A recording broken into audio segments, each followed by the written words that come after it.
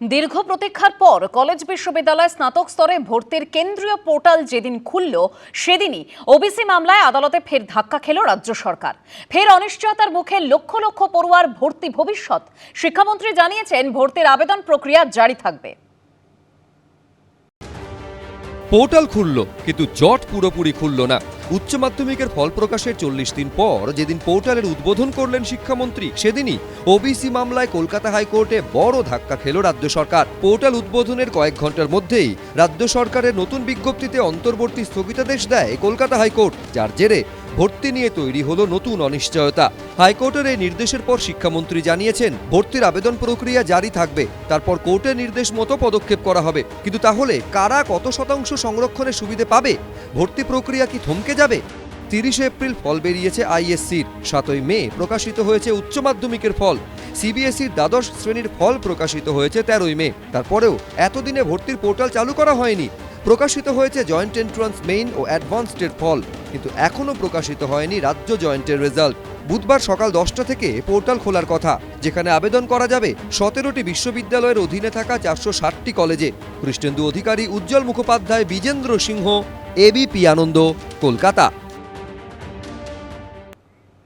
অগ্নিকাণ্ডের কারণ নিয়ে চাঞ্চল্যকর দাবি করেছেন খিদিরপুরের অরফ্যানগঞ্জ পুরো বাজারের সব হারানো ব্যবসায়ীরা।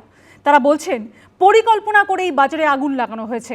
ব্যবসায়ীদের সুরেই এদিন খিদিরপুরে গিয়ে শুভেন্দু অধিকারী বলেন আগুন ম্যানমেড।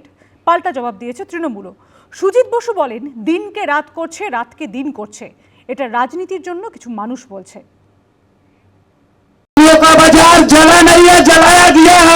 একটা এইভাবে স্প্রেড করা, এটা আমরা মনে করছি একটা কনস্পিরেসি। বিধ্বংসী আগুনে পুড়ে ছারখার হয়ে গেছে খিদিরপুরের অরফ্যানগঞ্জ পুরো বাজার। এক রাতে ছাই হয়ে গেছে প্রায় 1300 দোকান। এই অরফ্যানগঞ্জ যে বাজার রয়েছে খিদিরপুরের এক সময়ের গর্ব, এখনো দোকানের ভেতর থেকে ধোঁয়া বের হচ্ছে। দমকল বাহিনী বিভিন্ন দোকান ঘরের ভেতরে ঢুকে সেই ছাই চাপা আগুন, জল দিয়ে আগুন নেভানোর কাজ এখনো চালিয়ে যাচ্ছে। গোটা বাজারটাই ধ্বংসস্তূপে পরিণত হয়েছে। হাজার হাজার ব্যবসায়ী তারা এক ধাক্কায় সর্বশান্ত। ভয়াবহ এই অগ্নিকাণ্ডে এখন টের পাওয়া যাচ্ছে রাজনীতির তাপ। অগ্নিকাণ্ডের কারণ নিয়ে চাঞ্চল্যকর দাবি করেছেন এখানকার সব হারানো ব্যবসায়ীরা।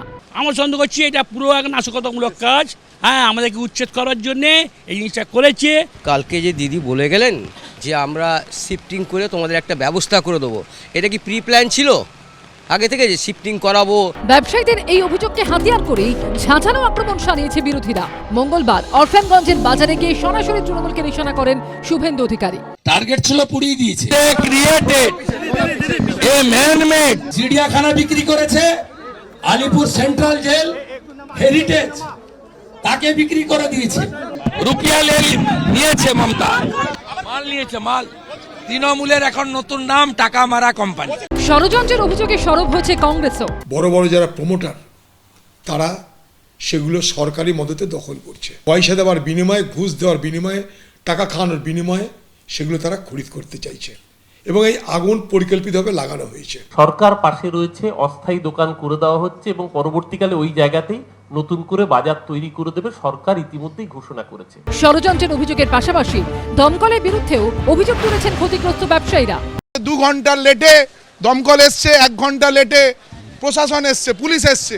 নিশ্চয়ই কিছু কেমিক্যাল হাব ব্যবহার হয়েছে, তার কারণ একবারে এত আগুন 2 ঘন্টার মধ্যে জ্বলে যেতে পারে। রাত 1 বাজে আগ লাগ গিয়া, 3:30-4 বাজে তক ফায়ার ব্রিগেড কা তোমার দেখা নাই রে, তোমার দেখা নাই। মমতা ব্যানার্জি বলছে ঢুকতে পারে না, এই রাস্তা দিয়ে তো বড় বাস ট্রাক ঢুকে, ঢুকতে পারে না। কাল বলে গেছে মিথ্যাবাদী। যদিও এই অভিযোগ খারিজ করেছেন দমকল মন্ত্রী। দিনকে রাত করছে, রাতকে দিন করছে, এটা রাজনীতির জন্য কিছু মানুষ বলছে, কেউ কি ওখানে গিয়ে গরম করছে, এগুলো ঠিক। আগুনের গ্রাসে সব হারিয়েছে কিছু মানুষ, আর সেই আছে চলছে রাজনীতির রুটি শাখার লড়াই। সন্দীপ সরকার, আশাপুর হোসেন ও কৃষ্ণেন্দু অধিকারী রিপোর্ট, এবিপি আনন্দ।